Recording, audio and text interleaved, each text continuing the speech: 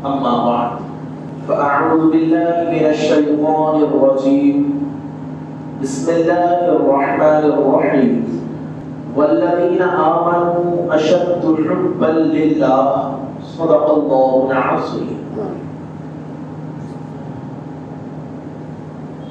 حاضرین محفل،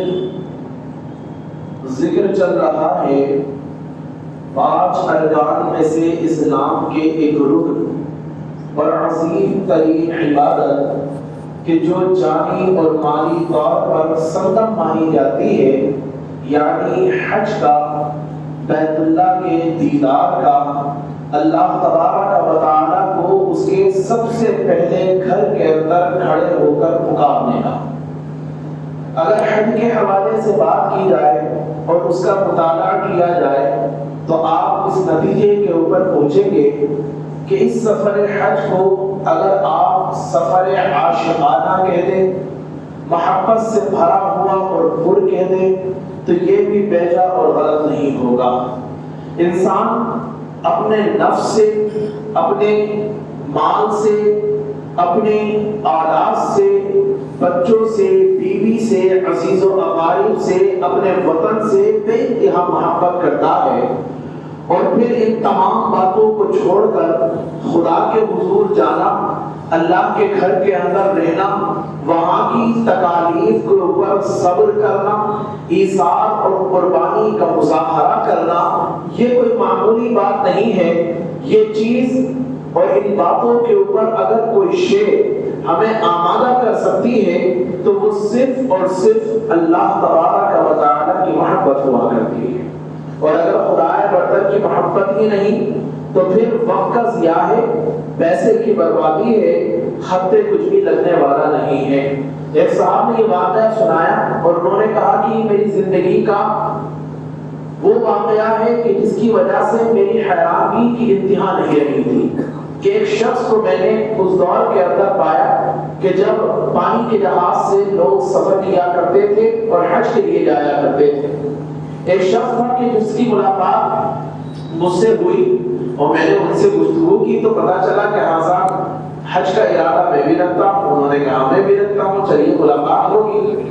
جب یہاں سے چل دیے تو وہاں تو ممبئی میں تو ملاقات ہوئی، لیکن اس کے بعد نہ کشمیر میں ملاقات ہوئی، نہ مکے میں ملاقات ہوئی، نہ مدینے میں ملاقات ہوئی، یہاں تک کہ لوٹ کر آ گئے۔ پھر موقع ملا اللہ تعالیٰ کے کرم سے چند سال کے بعد، پھر وہ شخص وہیں پر موجود تھا اور کھڑا ہوا تھا، کہا ارادہ ہے آج کا؟ ہاں صاحب ارادہ ہے۔ یہاں تک کہ پھر وہی ہوا کہ وہ شخص کہیں اور نہیں ملا، بس اسی مقام پر ملا تھا۔ اتفاق اور حسن اتفاق یہ کہ تیسری مرتبہ بھی ملا۔ یہ بیان کرنے والے شخص بھی رامپور کے ہیں۔ پھر ملا اور اس نے دیکھا کہ وہ پھر شخص کھڑا ہوا ہے، کہا صاحب کیا پھر سے ارادہ ہے؟ کہا ہاں صاحب پھر سے ارادہ ہے آج کا، لیکن کہا آپ یہاں ملتے ہیں باقی کہیں نہیں ملتے، کیا معاملہ ہے؟ کہا میرے بچے زبردستی مجھے حج کے لیے بھیج دیتے ہیں، ہر سال مجھے حج کے لیے بھیجتے ہیں، لیکن میں بھی ان کا باپ ہوں، ممبئی کے اندر رہ کر اتنا وقت گزار کر گھر کو لوٹ کر چلا جاتا ہوں۔ اس کو کیا کہیں گے؟ اس کو اس کی سمجھداری کہیں گے یا خدا برتر کی طرف سے اس کے اوپر پڑی ہوئی پھٹکار کہیں گے کہ جس کے پاس اسباب تو سب کچھ ہے، مانع کوئی چیز نہیں ہے، لیکن دل کے اندر جذبہ ہی نہیں، شوق ہی نہیں، خدا کی محبت ہی نہیں، تو پھر وہ محبت اس کو پانی کے جہاز میں بٹھانے پر مجبور کر ہی نہیں رہی ہے، اور اس کو اللہ تعالیٰ کے گھر کے دیدار کا موقع نصیب ہو ہی نہیں رہا ہے۔ حاضرین محفل، ایسا ہی دیکھا گیا ہے، نہ جانے کتنے وہ لوگ ہم نے دیکھے کہ جن کے پاس اسباب نہیں لیکن شوق بلا کا تھا، محبت بلا کی تھی، اور اللہ تبارک و تعالیٰ نے کسی نہ کسی رنگ کے اندر ان کے شوق کو پایا ہے، تکمیل تک پہنچا دیا۔ بڑے بڑے عمرا گھر کے اندر بیٹھے رہ گئے اور ایک فقیر اور محتاج اور مفلس اللہ تبارک و تعالیٰ کے گھر کے اندر کھڑے ہو کر خدا کو پکار کر چلا آیا۔ یہ کس ادا پہ رحمت کو اتنا پیار آیا، یہ کس ادا پہ رحمت کو اتنا پیار آیا، میں صحن کعبہ میں جا کر اس کو پکار آیا۔ یہ صرف اللہ تبارک و تعالیٰ کا کرم اور بندے کے ذوق و شوق و محبت کے اوپر منحصر ہے۔ پورا سفر ہے یہ محبت کا۔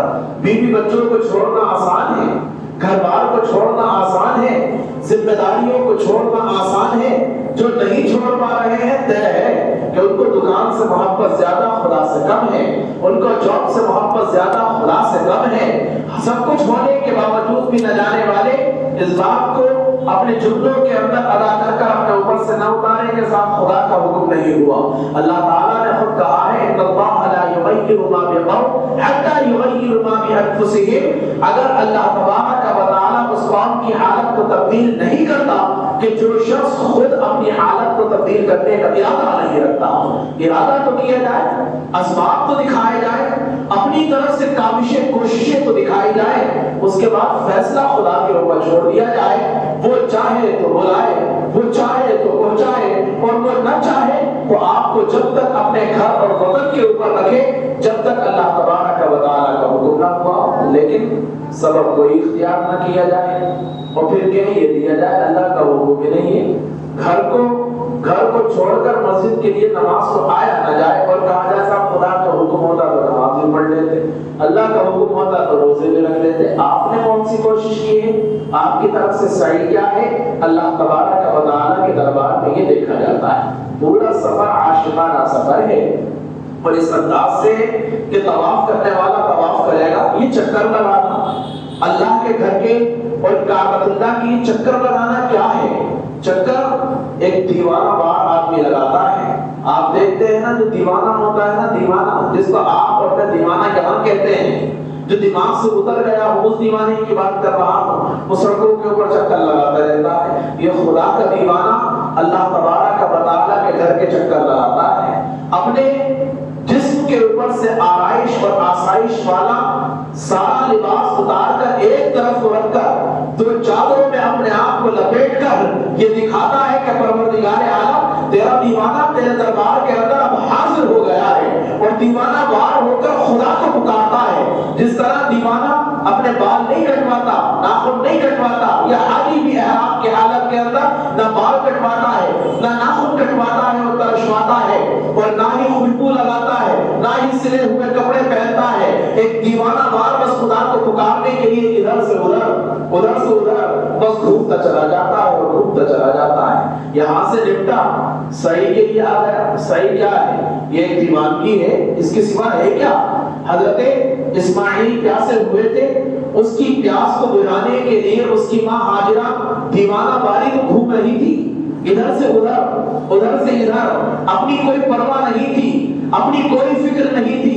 بس اگر کوئی ٹارگیٹ، ہدف اور فکر تھی تو یہ تھی کہ کسی صورت سے یہ شیر خوار بچہ جس کا نام اسماعیل ہے، جس کو ذبیح اللہ کا لقب ملنے والا ہے، کسی صورت سے اس کی پیاس بجھ جائے.